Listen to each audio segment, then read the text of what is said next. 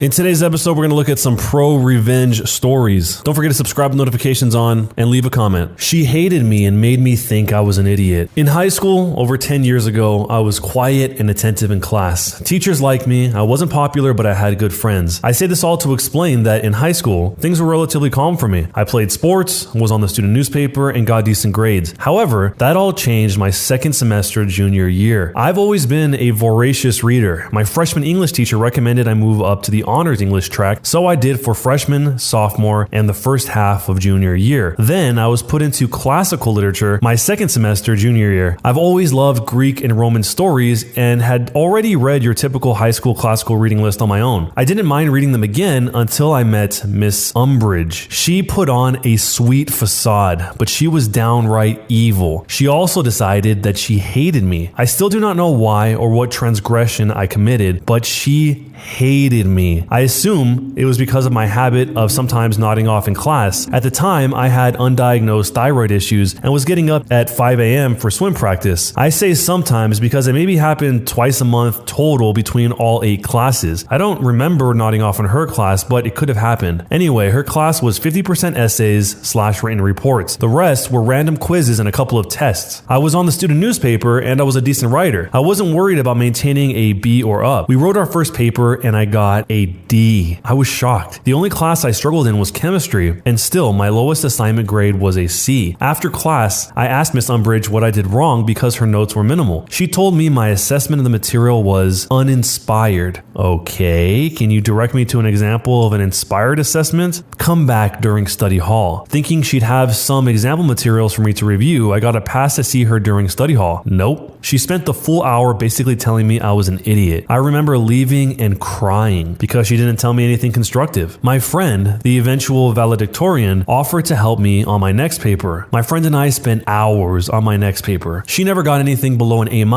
on anything. I got another D. My friend was furious. She took it to her AP English teacher and asked him to review it. She said she was entering a writing competition and wanted advice. He said it was great, her typical A+ work. My friend, quicker on the uptake, asked me for a copy of my original assignment. She asked her AP English teacher to look it over too, and he said she should enter the first one. This one was still good. He'd probably give it an A-, but the other paper was better. My friend was convinced Miss Umbridge was treating me unfairly for some reason, and she must not like me. My friend wanted me to tell my parents or my school counselor. A teacher didn't like me? That had never happened. Sure, they all didn't love me, but none had actively disliked me. I decided I'd try one more time, but this time get Miss Umbridge to help me. Despite the previous horrors of spending study hall with Miss Umbridge, I went to her office during study hall 3 times before the next paper was due. She reviewed the paper and gave me tips on revising it each time. She did this in red pen. I took notes. By the time the next paper was due, I had 3 revised versions with her notes in red ink on each one. I got a D+.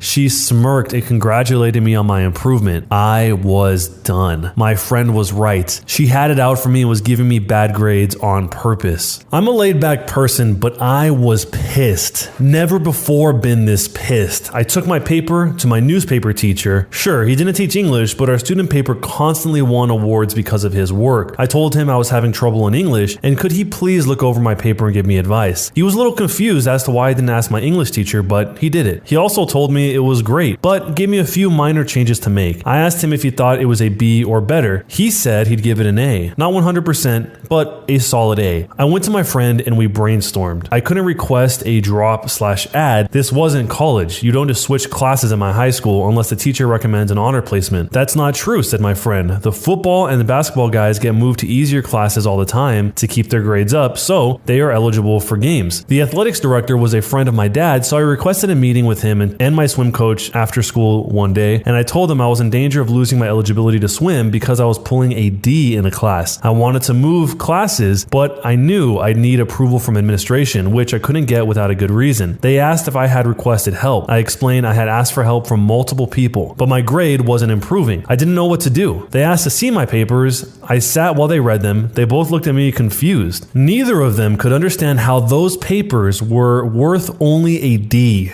The student student vice president was brought in. He asked who helped me. I explained my friend. He knew who she was, again, a future valedictorian. And she had even asked her AP English teacher to look it over for advice. I had also asked my newspaper teacher to help me. The student vice president asked if I had ever actually asked my teacher for help. I smiled and handed him the 3 revised versions of the paper, number 3, with Miss Umbridge's red ink all over them. He frowned. The AP English teacher and my newspaper teacher were pulled into the meeting. They were each asked to grade the papers. All 3 papers got an A- or better. While this was going on, my dad was called in by the athletics director. My dad was pissed. He demanded I be moved to another class and that Miss Umbridge be put under review. Clearly, she wasn't grading students on their work, but on her own personal opinions. The school administration obviously bristled at the accusation that a teacher was treating students unfairly. A lot of arguing that I wasn't allowed to sit in on occurred in the vice president's office. I could hear plenty of yelling as 6 adult men argued over the appropriate next steps. It was decided that myself, my dad, the vice president, and athletics director would have a meeting with Miss Umbridge. The following morning before school, we all met. Miss Umbridge seemed to think she was going in to tell everyone why I was so stupid. The vice president explained that if I maintained a D in her class, I would lose my extracurricular eligibility, and we were all meeting to discuss what to do. She smirked and said I should be moved to the non-honors English class, and I had no business being in honors English. I didn't have the aptitude to understand the complex classical literature they were studying, and I would probably need a tutor to even get through basic English. I've never seen my father so red, and I half expected to see steam coming out of his ears. The vice president asked why didn't she try to help me improve. She said it was up to students to put in the initiative to get better. The vice president asked if that meant I had never asked her for help. She said that I had not. The vice president then pulled out 3 revised versions of paper number 3 and handed them to Miss Umbridge. Now it was her turn to be read. She called me a liar and said those notes weren't hers. Things got heated and I was asked to leave again. I sat outside the office. This time the secretary was there and we both heard the shouting. School was set to start in 30 minutes and they were all just shouting. The AP English teacher and the newspaper teacher were called again, more shouting. About 5 minutes to the start of class, the teachers left and I was called back in. If looks could kill, I'd have died then and there when Miss Umbridge walked out of the VP's office. I was being moved to basic English effective immediately. My current grade would not carry over. I would not need to make up any past assignments and my new teacher would be instructed to grade me only on the assignments going forward. My new English teacher, Miss Honey, ended up being the English department head. She was at least 65 years old and had been doing this for decades. After 2.5 years of honors English, this class was easier than PE. I barely had to try to get an A, but I refused to let Miss Honey think Miss Umbridge had been right. I tried harder in that class than any other class that semester. I finished projects so quickly that I was asked to tutor a girl struggling in the class. I spent half the class period just helping this girl understand the material. I helped her go from a C- to a B+.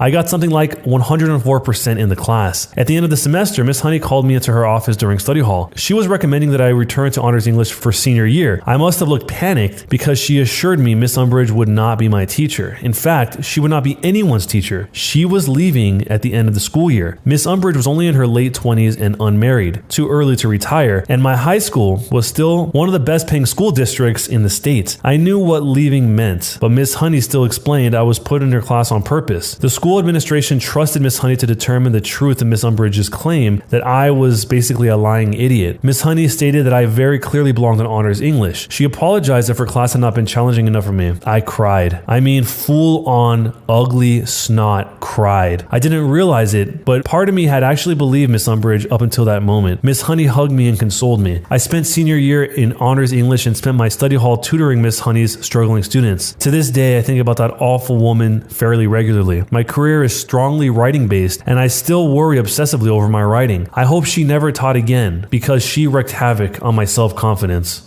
The very first question I have is why? I was really hoping that somewhere in this story we would understand exactly why was this OP singled out as opposed to everyone else when clearly other people were getting pretty good grades and the OP was a pretty good writer. The only hint we get as to why the OP was singled out is that it's the OP's opinions and not the quality of their work, but we don't really even know what those opinions are necessarily. And maybe it wasn't the opinion. Maybe it was just something that happened outside the context of the assignments or outside of the school itself and Miss Umbridge Umbridge was just angry about that for whatever reason. Or maybe the OP just reminded Miss Umbridge of somebody that she didn't like. For whatever reason, she just really did not like the OP. I do think it's pretty cool and not very common for the OP here to go through all the steps to really isolate the variable, because not only did the OP go through and have other teachers grade these papers, the OP also went to Miss Umbridge directly to have her do it herself and also get the future valedictorian to come in and give her shot at it. So it didn't really seem like it mattered what she did, which is how the OP could know definitively for sure that the writing wasn't the problem. But if you guys have ever been in a situation like this, let me know what happened down below. Or if not, what would you do if you were in this situation? Can't you just unload around me? I work in construction as the foreman for a new house build. The location is kind of strange. The house is 250 feet up a hill via a footpath only. All of our materials have to come up this footpath by hand. It's a pain in the butt to carry manually, quite literally an entire house up this hill. One of our saving graces is having the 2 parking spots at the street at the bottom of this hill marked with official no parking signs. Unfortunately, there is an elementary school about half a block away, and the parents of children seem to regularly, at least twice a day, think it's okay to park in our spots. Now, I consider myself a reasonable person, so if someone is parked in the spots and we don't have a delivery or a need to park the truck, I will let it go. If we need the spots and there's someone parked there, however, I will ask them to move nicely, and most of the time they do so immediately. Until today. I get a call from the lumber delivery truck that is en route to our location. He says he'll be there in about 2 or 3 minutes. I let him know I'll meet him at the street and make sure he has a space to park. He's carrying all of the material to frame the roof of our house, which is a lot of really big lumber and will easily take an hour to bring up the hill. So naturally, I didn't want him parked in the middle of the street with his hazards on for an hour when we have a perfectly good parking spot for him. As I began my trip down the hill, I noticed there's a school parent sitting in her car idling. Assuming she's just waiting to pick up her child, I walk up to her car and politely let her know she's parked in a no parking zone and we really need her to clear it to park a delivery truck. She scoffs at me and rudely states back, "It'll just be a few minutes and your truck isn't here. Take a chill pill, dude." Before I can respond, a giant lumber truck comes around the corner and I wave to him and then gesture towards him to the woman in the car, who has now put her window back up to ignore me. I put on my best customer service smile and wave at her through the window. She put it down halfway and angrily shouts, "What?" By now, the truck has pulled up alongside her car and I politely ask her again with a stronger tone of voice to move her vehicle, reminding her that she is illegally parked in a tollway zone. Then she gives me this wonderful idea. She says, "Can't you guys just unload around me? Jeez, it's not that hard." I give her another smile and walk away. A brilliant plan forming in my mind. I instruct the delivery driver to park as close to her as possible and block her in with the porta potty that is at one end of our reserve spots and the parked car that is parked just adjacent to our spot on the other end. He smiles because he immediately gets what I'm trying to do and proceeds to expertly block this lady and her car into a little 2 parking spot jail. We unstrap the lumber and my guys begin hauling material up the hill. Meanwhile, I call the police parking enforcement to let them know the situation. At this point in time, I wasn't trying to get in trouble. I just wanted a record of why we were blocking part of the street so we don't get in trouble with the city. The very friendly traffic officer lets me know that she can be there in about 30 minutes and deal with the situation for me. Wonderful. As we continue to unload lumber, the child of the parent shows up and wouldn't you know it, mom is just now realizing that the lumber truck is parked so close she can't get out of her driver's door to meet the kid. She awkwardly clambers across the inside of her car and stumbles out the passenger door, shooting glaring looks at me and the truck driver in the process. She loads her kid into the back and then begins to realize she has no way of leaving. She comes storming up to myself and the driver and states, "I'm in a big hurry. You need to move your dang truck right now so I can go." Before I can respond, the driver gets a grin on his face and says, "Ma'am, in order to unload the lumber on the truck, we had to unstrap it. And per our company policy, I'm not allowed to move the truck with any unsecured load on it. Sorry." This sends her into a near aneurysm level of blood pressure. Meanwhile, I can barely contain my laughter. "Screw your policy, I have somewhere to be," she barks back at him. At this point, with impeccably convenient timing, the parking enforcement officer shows pulls up and parks behind the truck. She doesn't see the officer arrive, and while the officer is still getting out of her vehicle, I just casually say,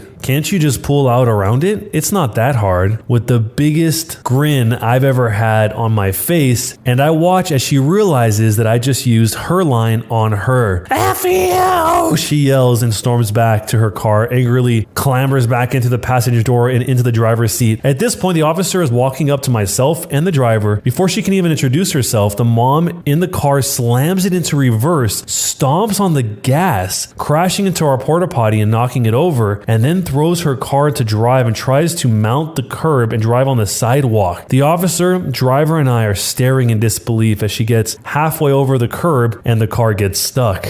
I can hear her screaming obscenities over the idling truck from inside her car. The officer promptly walks up to the door of her car and orders her out. My favorite part of this entire thing is watching her face go to shock as she realized she did it all in front of that police officer. She gets slapped in cuffs as the parking officer calls for a second unit, and she is promptly sat on the very curb that she tried to drive over. She sits on the curb yelling to the now two officers about how we told her she could stay there and that we never asked her to move. The traffic officer responds that she was the only one who was originally called when she first refused to move and that she already knows what's going on. While myself and the driver are giving a report to the second officer, my guys finish moving the remainder of the lumber and the driver finishes his statement and takes off and goes back to the yard. By the end of the ordeal, she was arrested, charged with child endangerment because her kid was in the back of the car the whole time, reckless driving, destruction of property, the property being the porta potty, and driving on a suspended license. On top of all of that, she also got her car towed. The kid went home with his grandma and she went to spend some quality time in a cell. I never expected her to actually heed my advice to just pull around it, but I think next time she'll probably think twice about parking in a tow-away zone if she ever gets a license again. Was I the jerk? That is a lot of charges to get just because you don't want to move your car. I can't believe she actually drove straight into the porta potty, destroying it, and then thought somehow that her car could get over the curb with that little space to even get speed. Even if she had the space to get the speed, maybe it wouldn't have worked out, but this just seems so obviously not a good idea. At least she got child endangerment, because the entire time this was happening, I was thinking the poor kid is in the back seat that has no control over what's happening when his mom is just completely losing it, and he has to just live through it all. And also, you have to be pretty not aware of your surroundings to not realize that this truck was parked so close to your door that you couldn't open it until you're about to open your door. How could you not hear that truck or not see it in your peripheral vision to know that it was right there? That seems like maybe she was just on her phone the entire time and she was just totally out of it. But let me know what you guys would do in this situation, and do you think the OP here is the jerk or not?